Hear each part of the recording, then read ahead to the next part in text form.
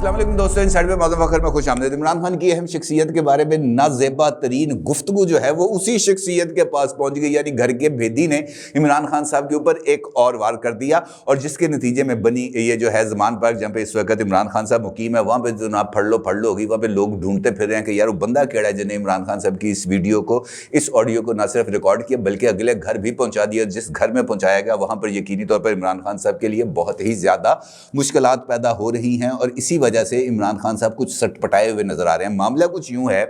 कि एक इजलास हो रहा था ज़मान पार्क लाहौर में। इमरान खान साहब, आपको पता है कि वज़ीराबाद में होने वाले अटैक के बाद वो इस्लामाबाद नहीं गए, वो उसके बाद से लाहौर में ही मुकीम हैं और ज़मान पार्क में उनकी जो आबाई रिहाइशगाह है उसको ही उन्होंने अपना कैंप ऑफिस डिक्लेयर किया हुआ है। अच्छा, यहाँ पर एक इजलास हो रहा था जहाँ पे PTI की टॉप लीडरशिप मौजूद थी और इमरान खान साहब हस्बे आदत जलाल के अंदर आकर या जो अपने जो साथी हैं उनको इम्प्रेस करने के लिए उन्होंने एक अहम तरीन शख्सियत जो हाल ही में अपॉइंट हुई है उसके बारे में कुछ नाजेबा ज़ुबान इस्तेमाल कर दी, बल्कि ये समझेगा उन्होंने उनको अपना एक बदतरीन मुखालिफ डिक्लेयर करते हुए उनके बारे में जो इजहार ख्याल किया वो बहुत ही ज़्यादा नाजेबा था और वो तमाम जो अल्फाज हैं वो बंदा दोहरा भी नहीं सकता। हुआ ये कि वहीं पर कोई जो बंदा बैठा हुआ था या वटएवर, वो रिकॉर्डिंग्स जो हैं वो उसी शख्सियत के पास पहुंच गई जिनके बारे में इमरान खान साहब बात कर रहे थे और वो जो शख्सियत है वो लाहौर में नहीं रहती, वो जुड़वा शहरों की ही मुकीम है। वहाँ पर जब ये रिकॉर्डिंग पहुंची तो उसके बाद वो शख्सियत जो इमरान खान साहब के ईमा के ऊपर इस्टेब्लिशमेंट के साथ राब्ते के लिए मामूर थी, जब उसने राब्ता किया वहाँ पर तो उसको आगे से बताया गया कि जनाब तुसी आगे साढ़े गिट्टे गोडियां नूं हथ ला रहे हो और आपका लीडर हमारे बारे में इस तरह की ज़ुबान इस्तेमाल कर रहा है। उसने जनाब अपना मोबाइल खोला, अपना व्हाट्सएप खोला और वो ऑडियो, वो जो शख्सियत उनसे मिलने गई थी उसको सुना दी। अब वो जो बंदा यकीनी तौर पर जब जिस बंदे के साथ बात कर रहा हो और उसी बंदे के बारे में इमरान खान साहब की तरफ से ऐसी बात सामने आ जाए या ऐसी ज़ुबान सामने आ जाए जो तज़हीक अमेज़ हो, जो नाज़ेबा हो, जो इंतहाई बेहुदा और घटिया हो, तो इसका मतलब ये है कि वो जो मामला है वो तो गई भैंस पानी में, वो तो फिर बाहर नहीं निकल सकती। वो बंदा खैर उस मुलाकात से तो नाकाम हुआ लेकिन वापस आकर उसने इमरान खान साहब से राब्ता किया और उसने बताया कि जनाब की गल्लां करी जा रहे हो यार, अपना घर अपने आप को तो इन ऑर्डर करें। आपने जिस बंदे के पास मुझे भेजा उसके पास ऑलरेडी एक रिकॉर्डिंग मौजूद थी जो भी रिसेंटली है, ज़मान पार्क के अंदर है, इजलास के अंदर मैं भी बैठा हुआ था जहाँ पर आप ये सारी गुफ्तगू कर रहे थे और वहाँ पर ये जो सिचुएशन है मेरे हाथ से निकल गई है, बहुत ज़्यादा ख़राब हो गई है, जिसके बाद इमरान खान साहब की जो बेचैनी थी या उनके जो आसान ख़ता होने थे वो तो बिल्कुल एक जेन्युइन अमल था और फिर यही हुआ और उसके नतीजे में आज जो है ज़मान पार्क के अंदर वो बहुत ही ज़्यादा सरगर्मियाँ देखने गई। ख़ास तौर पर ज़मान पार्क में खुफिया आलात, ख़ास तौर पर इमरान खान साहब जिस ड्राइंग रूम के अंदर बैठकर जो है मुख्तलिफ लोगों के साथ मुलाकातें करते हैं, अपनी लीडरशिप के साथ, जर्नलिस्टों के साथ, ये दीगर जो तमाम लोग उनसे मिलने आते हैं, उस कमरे समेत, उस ड्राइंग रूम समेत पूरे ज़मान पार्क की स्वीपिंग की गई। खुफिया आलात की चेकिंग करने वाले जो टीमें थी वो वहाँ पर आईं, पंजाब हुकूमत के मातहत जो हैं, और उन्होंने आके पूरे ज़मान पार्क में इमरान खान साहब के रिहाइशगाह से बगिंग डिवाइसेस को बरामद करने का ऑपरेशन किया। और दिलचस्प बात यह है कि 3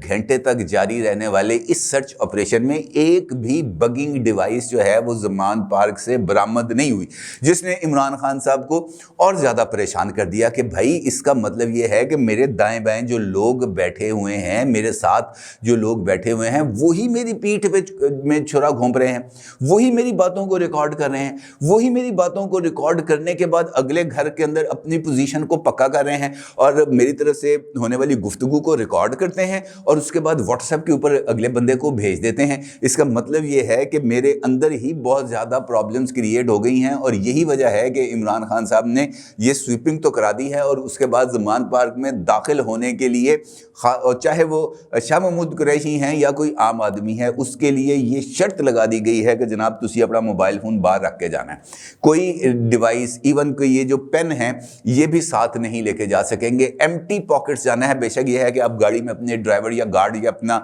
जो सेक्रेटरी है उसके हवाले चीज़ें करके आएंगे। जिसने भी इमरान खान साहब से मिलना है वो अब अपने साथ کوئی چیز ساتھ لے کے نہیں جائے گا۔ اس کا مطلب یہ ہے کہ یہ جو عمران خان صاحب کے جو دائیں بائیں لوگ بیٹھے ہیں ان کی ہمدردیاں بھی یا ان کا جو سٹینس ہے عمران خان صاحب کا اسٹیبلشمنٹ کے حوالے سے، اداروں کے حوالے سے، ان کے دائیں بائیں بیٹھنے والے لوگ بھی اب عمران خان صاحب کے ساتھ متفق نظر نہیں آتے، اور یہی وجہ ہے کہ ہمیں پی ٹی آئی کے اندر سے ہی مختلف آوازیں سننے کو ملتی ہیں۔ اس کی بھی آپ کو ایک چھوٹی سی مثال دے دیتا ہوں۔ عمران خان صاحب کی طرف سے جب انہوں نے آخری خطاب کیا ہے یہ لبرٹی چوک پہ جلسے سے ویڈیو لنک کے ذریعے، جس میں دائیں بائیں ان کے دونوں سی ایم بیٹھے ہوئے تھے، یعنی پرویز الہی صاحب بیٹھے ہوئے تھے، محمود خان صاحب بیٹھے ہوئے تھے، اسی موقع پر عمران خان صاحب نے ایک اعلان کیا تھا، اور ان کا یہ کہنا تھا کہ جناب ہم اسمبلیوں سے استعفے جو دیے تھے ان کی منظوری کے لیے ہم اسپیکر کے آفس میں جائیں گے، اور وہاں پر جا کر ہم اپنے استعفوں کو جو ہے وہ منظور کرائیں گے، اور جا کر ہم اسپیکر صاحب کو یہ بتائیں گے کہ جناب یہ استعفے ہم نے کسی دباؤ کے اندر نہیں دیے، والنٹرلی دیے ہیں، اپنی رضا اور اپنی منشا کے ذریعے دیے ہیں، لہٰذا ان استعفوں کو قبول کیا جائے تاکہ 123 حلقوں کے اندر دوبارہ الیکشنز کرائے جا سکے۔ یہ اعلان کر دیا، اور اس کے بعد پھر یہ بات پتہ چلی کہ جناب پی ٹی آئی کی جو لیڈرشپ ہے اس نے آج کے دن میں جانا تھا نیشنل اسمبلی، اور وہاں پر جا کر جو اسپیکر آفس ہے اس کے سامنے پیش بھی ہونا تھا، اور وہاں پر اپنے استعفوں کی تصدیق کرانی تھی۔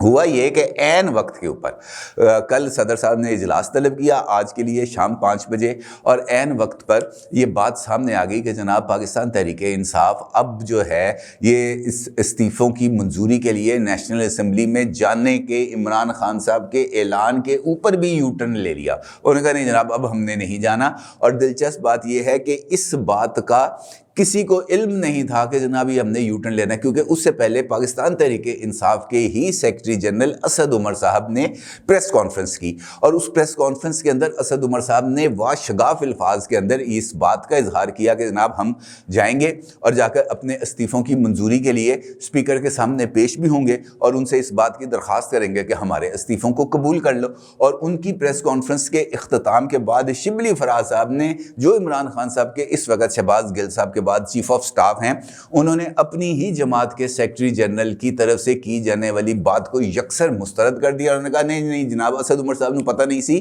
اصل بات یہ ہے کہ اب ہم جو ہے وہ نہیں جائیں گے نیشنل اسمبلی میں اسپیکر کے سامنے، اب ہم سپریم کورٹ آف پاکستان میں جائیں گے، اور سپریم کورٹ آف پاکستان میں جا کر اس بات کی درخواست کریں گے سپریم کورٹ سے کہ جناب اسپیکر صاحب ساڑھے استعفے منظور نہیں کر رہے، لہٰذا عدالت یہ حکم دے اسپیکر نیشنل اسمبلی کو کہ جناب یہ آپ استعفے منظور کریں۔ اس کا مطلب یہ ہے کہ وہاں پر بھی پاکستان تحریک انصاف کے اندر بھی جو مختلف لیولز کے اوپر جو قیادت کی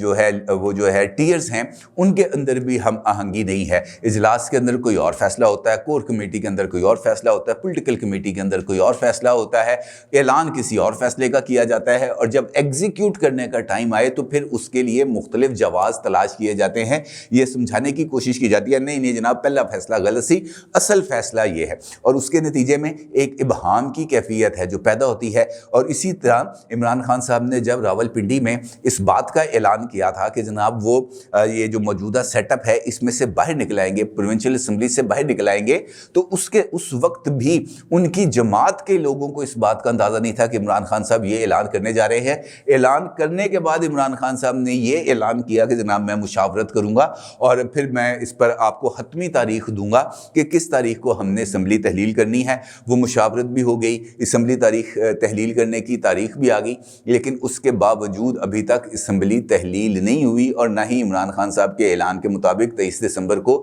اسمبلی تحلیل ہوتی ہوئی نظر آ رہی ہے۔ اس کا مطلب یہ ہے کہ جو مختلف پولیٹیکل ڈیولپمنٹس اس وقت ہو رہی ہیں وہ عمران خان صاحب کی پولیٹیکل پالیسی سے کمپیٹیبلٹی نہیں رکھتی، اس سے مطابقت نہیں رکھتی، لہٰذا خود عمران خان صاحب کی جماعت اور عمران خان صاحب سے تعلق رکھنے والے مختلف افراد مختلف بیانیوں کو لے کر مختلف پالیسیز کو لے کے آگے بڑھ رہے ہیں، اور اس کے نتیجے میں عمران خان صاحب کو جو ڈیزائرڈ رزلٹس چاہیے وہ نہیں مل پا رہے۔ اس کی ایک اور مثال دیتا ہوں، آپ کو پتہ ہے کہ آج پنجاب کابینہ کا اجلاس ہوا،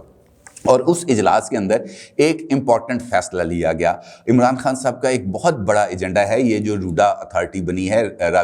اربن راوی رورل اتھارٹی ٹائپ کی، اور اس کے لیے ضروری تھا کہ لاہور کا جو نیا ماسٹر پلان ہے 2050 کے لیے یعنی 2050 کے لیے اس کی منظوری لی جائے، کیونکہ عمران خان صاحب کے وہ جو پراپرٹی کے ایڈوائزر ہیں جن کو عمران خان صاحب سے نے 190 ملین پاؤنڈز کا تحفہ پیش کیا تھا، ان لوگوں نے بھی یہاں پر بہت زیادہ انویسٹمنٹس کر دی ہیں۔ وہ انویسٹمنٹ صرف اور صرف اسی صورت میں سیکیور ہو سکتی تھی کہ پنجاب کابینہ LDA کی طرف سے جو منصوبہ پیش کیا گیا ہے اور روڈا کی طرف سے جو منصوبہ پیش کیا گیا ہے اس منصوبے کو پنجاب کابینہ اپروو کر دے۔ چودھری پرویز الہی صاحب نے حد الوسع کوشش کی کہ یار اس منصوبے کو کسی نہ کسی طریقے سے مارز التوا میں ڈالا جائے اور اس چکر کے اندر اسمبلیوں کی تحلیل کے لیے کچھ وقت حاصل کیا جائے، لیکن عمران خان صاحب نے ان کی اس بات کو تسلیم نہیں کیا اور ان پر دباؤ ڈالا کہ جناب اگر آپ سیٹ ایڈجسٹمنٹ چاہتے ہیں ہمارے ساتھ تو اس کے لیے پہلی شرط یہ ہے کہ آپ یہ والا جو منصوبہ ہے اس کو نہ صرف منظور کریں گے بلکہ پنجاب کابینہ سے اس کی اپروول بھی دلوائیں گے۔ آج پنجاب کابینہ نے یہ جو 2050 کا جو پلان ہے لاہور کا ماسٹر ڈیولپمنٹ پلان اس کی منظوری دے دی ہے۔ اب اس کی منظوری بھی چودھری پرویز الہی صاحب نے یہاں پر بھی ایک باریک گیم کر دی ہے، کیونکہ جو گورنر پنجاب ہیں بلیغ الرحمان صاحب ان کی طرف سے جو ایڈوائس دی گئی تھی جس کے تحت چودھری پرویز الہی صاحب نے کل اعتماد کا ووٹ لینا تھا 4 بجے، وہ اعتماد کا ووٹ نہیں لے سکے، اور اس کے بعد حکومتی جو وزراء ہے یا جو حکومتی حلقے ہیں ان کا یہ ماننا ہے کہ اب چودھری پرویز الہی صاحب چیف منسٹر نہیں رہے، کیونکہ انہوں نے جو آئینی تقاضا تھا وہ پورا نہیں کیا، اور اس چکر کے اندر یہ جو پنجاب کیبنٹ کا جو اجلاس ہوا ہے اس اجلاس میں منظور کیے جانے والے تمام کے تمام فیصلوں کے اوپر ایک بہت بڑا سوالیہ نشان لگ گیا ہے، کیونکہ اگر چودھری پرویز الہی صاحب کا اعتماد کا ووٹ نہ لینے کا فیصلہ غیر آئینی قرار پاتا ہے تو پھر آج کے دن ہونے والا صوبائی اسمبلی کا اجلاس اور اس اجلاس میں ہونے والے فیصلے بھی غیر قانونی اور غیر آئینی قرار پائیں گے، اور اس چکر کے اندر عمران خان صاحب کا جو ایجنڈا تھا روڈا کو ایک نئے شہر کے طور پر ڈیولپ کرنے کا وہ تمام کا تمام منصوبہ بھی خاک میں ملتا ہوا نظر آ رہا ہے، اور اس کا مطلب یہ ہے کہ عمران خان صاحب کے لیے موجودہ حالات میں سب اچھا کی آواز نہیں آ رہی، اور اگر